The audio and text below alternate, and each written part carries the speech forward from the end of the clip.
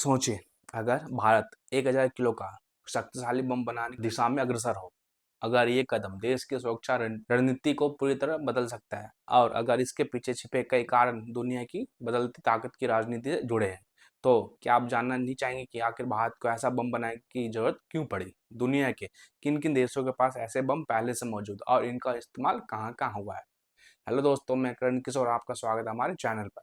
आज हम इस बेहद संवेदनशील और महत्वपूर्ण विषय पर विस्तार से बात करेंगे। भारत का ये कदम कोई अचानक लिया गया फैसला नहीं है, बल्कि यह लंबे समय से चल रही रक्षा रणनीति और बदलती वैश्विक परिस्थितियों का परिणाम है। सबसे पहला कारण है आत्मनिर्भरता। भारत लंबे समय से रक्षा उपकरणों और हथियारों के लिए विदेशी देशों पर निर्भर रहा है, लेकिन जब जब युद्ध या तनाव की स्थिति बनी, तब तब यह निर्भरता एक कमजोरी बनकर सामने है। इसलिए मेक इन इंडिया और आत्मनिर्भर भारत के तहत खुद के हथियार विकसित करने पर जोर दिया गया है। दूसरा बड़ा कारण है चीन और पाकिस्तान का खतरा। भारत के दोनों पड़ोसी देश लगातार अपने सैन्य संसाधनों को मजबूत कर रहे हैं। चीन के पास अत्याधुनिक बम और मिसाइल सिस्टम है, वही पाकिस्तान ने भी अपने हथियारों को लगातार अपग्रेड कर रहा है। ऐसे में भारत को अपनी ताकत दिखाने के लिए हाई कैलिबर बमों की जरूरत महसूस हुई। तीसरा कारण है कि आधुनिक युद्ध की बदलती प्रकृति। आज के युद्ध सिर्फ सीमा पर सैनिकों के बीच नहीं होते, बल्कि बड़े बड़े बंकर, अंडरग्राउंड ठिकाने और मौजूद सैन्य ढांचे को नष्ट करने की जरूरत होती है।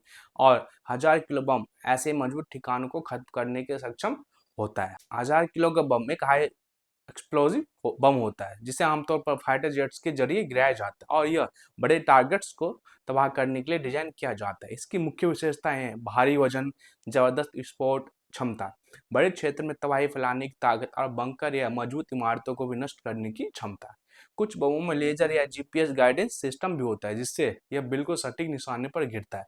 दुनिया के कई शक्तिशाली देशों के पास पहले से ही ऐसे बम मौजूद है। जैसे अमेरिका इस क्षेत्र में सबसे आगे है, उसके पास MK-84 लगभग 907 किलो और GBU-43/B जैसे बम है, जिन्हें मदर ऑफ ऑल बम्स कहा जाता है। रूस के पास FAB-500 और FAB-1500 जैसे बम है और FOAB, जिसे फादर ऑफ ऑल बम्स कहा जाता है, जो दुनिया के सबसे शक्तिशाली गैर परमाणु बमों में शामिल है। चीन ने भी अपने भारी बम विकसित किए है और वो लगातार अपनी सैन्य ताकत में इजाफा कर रहा है। ब्रिटेन ने द्वितीय विश्व युद्ध के दौरान ग्रैंड स्लैम जैसे विशाल बम बनाए थे, जिनका वजन 10,000 किलोग्राम तक था। फ्रांस और इजराइल के पास भी अत्याधुनिक गाइडेड बम है, जो कम वजन में ज्यादा सटीक और प्रभावी होते हैं। इतिहास में कई बार भारी बमों का इस्तेमाल किया गया और हर बार उनका असर बहुत विनाशकारी रहा। द्वितीय विश्व युद्ध में ब्रिटेन ने ग्रैंड स्लैम बम का इस्तेमाल जर्मनी के बंकर और पुलों को नष्ट करने के लिए किया। वही अमेरिका ने जापान पर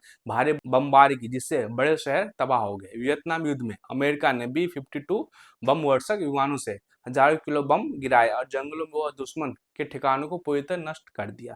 सन 2017 में अफगानिस्तान में अमेरिका ने पहली बार MOAB का इस्तेमाल किया। यह बम ISI के ठिकानों पर गिराया गया और इसका विस्फोट इतना बड़ा था कि पूरा इलाका हिल गया। इराक और सीरिया में भी अमेरिका और उसके सहयोगियों ने भारी बमों का इस्तेमाल किया, जिससे बड़े पैमाने पर तबाही हुई। भारत के लिए 1000 किलो का बम सिर्फ एक हथियार नहीं, बल्कि ये एक रणनीतिक शक्ति का प्रतीक है। यह दुश्मन को डराने का काम करता है। युद्ध की स्थिति में बड़े ठिकानों को जल्दी खत्म किया जा सकता है और भारतीय वायुसेना की ताकत कई गुना बढ़ जाती है। इसके अलावा यह भारत को रक्षा क्षेत्र में आत्मनिर्भर बनाने की दिशा में एक बड़ा कदम है। जहाँ ये बम ताकत का प्रतीक है, वहीं इनके कुछ गंभीर नुकसान भी है, जैसे बड़े पैमाने पर विनाश, नागरिकों को नुकसान होने का खतरा, पर्यावरण पर असर और युद्ध की स्थिति का और भी खतरनाक हो जाना है। इसलिए ऐसे हथियारों का इस्तेमाल बहुत सोच समझकर और सीमित परिस्थितियों में किया जाता है। निष्कर्ष के रूप में कहा जा सकता है कि भारत का 1000 किलो बम बनाने का फैसला सिर्फ सैन्य प्रोजेक्ट नहीं, बल्कि देश की सुरक्षा,